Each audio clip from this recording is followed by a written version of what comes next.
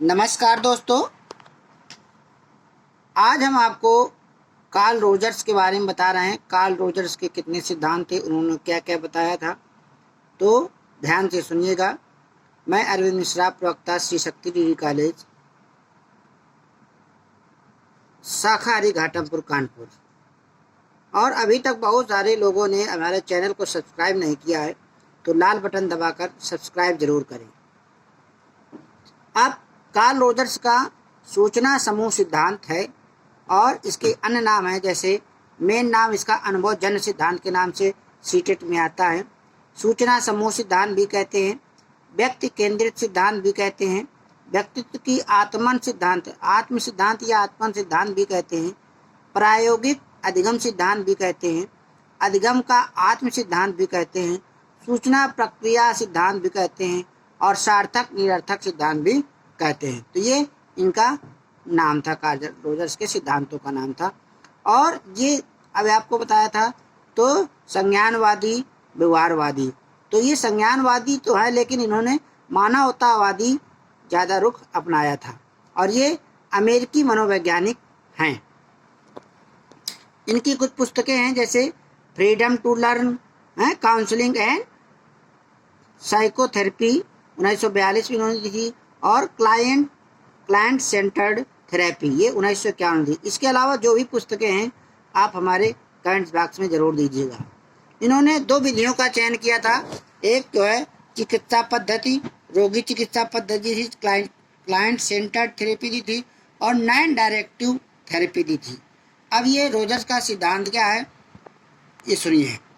इनका पूरा नाम CR रोजर्स है।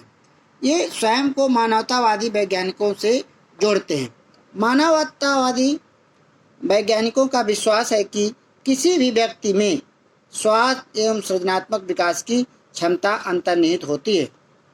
इन अंतर्निहित क्षमताओं को प्रकट करने के लिए माता पिता के अवरोधात्मक गलत व्यवहारों, गलत शिक्षा एवं अन्य गलत सामाजिक दबावों के कारण व्यक्ति असफल होता है। ये समस्त हानिकारक प्रभाव जो बालक पर पड़ते हैं, उन पर विजय प्राप्त की जा सकती है यदि व्यक्ति अपने जीवन का उत्तरदायित्व स्वयं उठाने के लिए वचनबद्ध हो। कार्ल रोजर्स का समस्त जो चिंतन था आत्मसिद्ध अनुभूत और मानवीय उपागमों पर आधारित था। रोजर्स ने अधिगम के अंतर्गत सृजनात्मकता, मानसिक स्वास्थ्य, संबद्धता, सह-अस्तित्व तथा मूल्य आदि शब्दों का प्रयोग किया है। रोजर्स का अधिगम के संबंध में स्पष्ट विचार कर बेहतर मानव, अच्छा शिक्षार्थी तथा सुसमायोजित मानव बनाना है। रोजर्स ने अपने अधिगम सिद्धांत में धन और संपत्ति जैसे भौतिक मूल्यों की अपेक्षा स्वतंत्रता, सहयोग, समानता, प्रेम और शांति जैसे स्वाभाविक वातावरण में अधिगम प्राप्त करने का सुझाव दिया है। इस सिद्धांत में अनुभव के आधार पर अधिगम प्राप्त कर सकते हैं। अच्छे अधिगम के लिए आत्म प्रेरणा पर बल दिया गया है। आत्मसिद्ध इस सिद्धांत का केंद्र बिंदु है। रोजर्स ये मानता है कि विद्यार्थियों की आकांक्षा स्तर हमेशा ऊंचा उठाने की कोशिश करनी चाहिए। विद्यार्थियों को कुछ सिखाने से पहले प्रेरित करना चाहिए, जिससे विद्यार्थी जीवन सीखने में ध्यान लगा सकें। रोजर्स बालक की शिक्षा व्यवस्था उनकी आंतरिक शक्तियों के आधार पर करने का सुझाव देता है, क्योंकि ये सिद्धांत छात्र केंद्रित अधिगम पर आधारित है। शिक्षक को अपने छात्रों के समक्ष अपने को छात्र का मित्र, सहायक एवं पथ प्रदर्शक के रूप में प्रस्तुत करना चाहिए।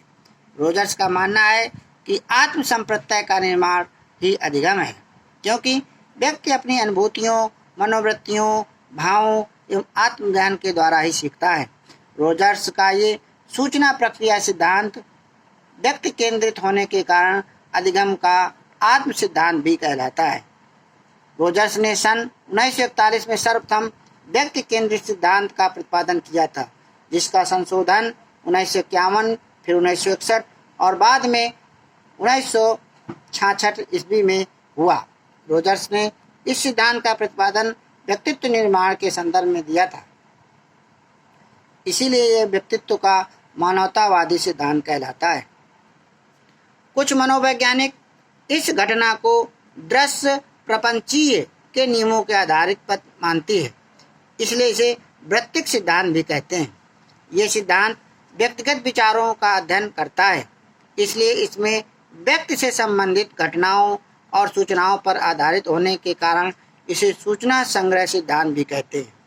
इस सिद्धांत के व्यक्तित्व विकास का अध्ययन करने में अनेक प्रकार की सूचनाओं का संग्रह तथा उन पर संक्रियाओं को की जाती हैं, इसलिए इसे सूचना प्रक्रमण सिद्धांत भी कहते हैं, इंफॉर्मेशन प्रोसेसिंग थ्योरी। अब क्लाइंट सेंटर जो थ्योरी थी वो क्या है, इसको सुनिए ध्यान से।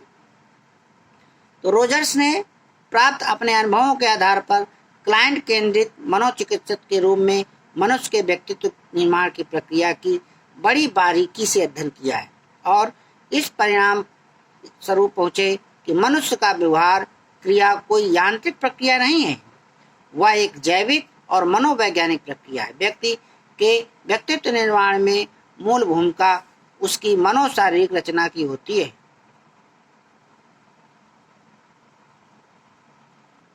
उन्होंने व्यक्ति के व्यक्ति के पूर्व अनुभव को वातावरण के साथ जोड़ा और बीच में उन्होंने अंतरक्रिया जोड़ा और ये आत्मन को फिर समझाया। तो रोजर्स ने जिस आत्मन को समझने की बात कही वो वास्तव में अपने वातावरण के प्रति उसकी प्रतिक्रिया ही है, किंतु बल इस बात पर है कि वह प्रतिक्रिया अपने आत्मन के भले और आनंद प्रदान करने वाले स्वरूप के विकास में संबंधित रहती है। इस प्रकार व्यक्ति वातावरण में रहकर तथा उससे संघर्ष करते हुए अधिगम भी करता है और जीवन को सुखी तथा आनंदपूर्ण बनाने के लिए अपने व्यक्तित्व का विकास भी करता है, क्योंकि व्यक्ति के अर्जित अनुभवों के कारण उद्दीपक अर्थात वातावरण को देखने का दृष्टिकोण अलग अलग होता है। जैसे कोई एक खाली कमरा है और कमरे को देखने वाले अलग अलग लोग जाते हैं तो सबकी दृष्टिकोण अलग अलग होता है। अगर कोई पंडित वहाँ जाएगा तो वो सोचेगा बढ़िया यहाँ पूजा हो सकती है, कोई ऑफिस वाला जाएगा तो वहाँ सोचेगा यहाँ ऑफिस बढ़िया बन सकता है, कोई रहने वाला जाएगा तो रहने के हिसाब से सोचेगा। इसी प्रकार अलग अलग प्रकार से उसका सोच होते हैं। इसी प्रकार भिन्न भिन्न व्यक्तियों को भिन्न भिन्न प्रक्रिया द्वारा भिन्न भिन्न व्यक्तित्व की पहचान की जा सकती है। रोजर्स का प्रयोगात्मक अधिगम सिद्धांत क्या है? तो रोजर्स के अनुसार मानव जन्म से अविवेकी, असामाजिक, अग्रगामी तथा यथार्थवादी होता है। वो स्वभावतः जिज्ञासु, अन्वेषक और अनुसंधानकर्ता होता है, इसलिए वो प्राकृतिक अधिगम करता होता है जो कि अनुभवों से सीखता है। रोजर्स ने दो प्रकार के अधिगम बताए, एक संज्ञानात्मक अधिगम और दूसरा अनुभवात्मक अधिगम। तो संज्ञानात्मक अधिगम का संबंध शैक्षणिक ज्ञान से है। ये सीधे सीधे स्मृति भंडार से संबंधित होते हैं, जैसे कि नियम, सिद्धांत, परिभाषाएं, शब्दकोश, पहाड़ा याद करना आदि। ये रोजर्स ने से संज्ञानात्मक या अर्थहीन अधिगम बताया है। अनुप्रयोगात्मक ज्ञान व्यक्ति के व्यवहारिक पक्ष से है, जैसे वायुयान चलाने के लिए वायुयान के बारे में ज्ञान आवश्यक है। मतलब टेक्नोलॉजिकल ज्ञान अगर चाहिए, प्रयोगात्मक ज्ञान चाहिए तो आपको प्रयोग आपको करना पड़ेगा, व्यवहारिक पक्ष से है। तो दूसरा है अनुभवात्मक अधिगम का संबंध अधिगमकर्ता की इच्छाओं एवं आवश्यकताओं से होता है। इसके तत्वों के रूप में रोजर्स व्यक्तिगत भागीदारी, स्वयं मूल्यांकन एवं अधिगमकर्ता पर प्रभाव का उल्लेख करते हैं। इसे वो सार्थक अधिगम कहते हैं। अब रोजर्स की विशेषताएं हैं। विशेषताओं की अगर बात करते हैं तो सबसे पहले आती है कि इन्होंने मानव कल्याण की बात की है, दूसरे स्वाभाविक वातावरण की बात कही है, तीसरा कहा है कि सह अस्तित्व होना चाहिए, अनुभवजन्य होना चाहिए, आवश्यकता पर आधारित शिक्षा होनी चाहिए, आत्म प्रेरणा होनी चाहिए, आत्मसिद्ध होना चाहिए और आत्मनिर्देशन होना चाहिए, और लास्ट में जिम्मेदारी बालक अपनी स्वीकार करना चाहिए। अब ये रोजर्स जो पढ़ाया उसका शैक्षिक महत्व क्या है? ये मनुष्य नंबर 1, ये मनुष्य अथवा यांत्रिक शक्ति को न मानकर मानवता से परिपूर्ण आदर्श गुणों वाला श्रेष्ठ मानव मानता है, अतः इसका प्रयोग विश्व में मानवता के विकास के लिए किया जा सकता है। ये छात्रों की आंतरिक शक्तियों का विकास करने का उत्तम मार्ग बताता है, जो आधुनिक बाल केंद्रित शिक्षा प्रणाली का लक्ष्य है। अगला पॉइंट है, बालकों को आकांक्षा स्तर सदैव उच्च बनाने का प्रयत्न करिए। मतलब अर्थात टीचर को चाहिए कि बालकों की जितनी सारी आकांक्षा स्तर हमेशा उच्च सोचने की बात कहनी चाहिए। बालकों को प्रेरित कर उनमें श्रेष्ठ गुणों का विकास करना चाहिए। बालकों की सृजनात्मकता को पूर्ण विकसित करने के लिए उपयोगी हो सकता है। बालकों का विकास करने के लिए उनकी शारीरिक और मानसिक शक्तियों का निरीक्षण, तर्क, चिंतन, स्मरण, ध्यान, कल्पना आदि का विकास करने में अनुशंसा करता है। ये सिद्धांत बालकों को अपने अनुभवों से सीखने के अवसर प्रदान करने के लिए कहता है। बालकों में आत्मसंप्रत्यय के साथ साथ आदर्श आत्मसंप्रत्यय का निर्माण करना चाहिए।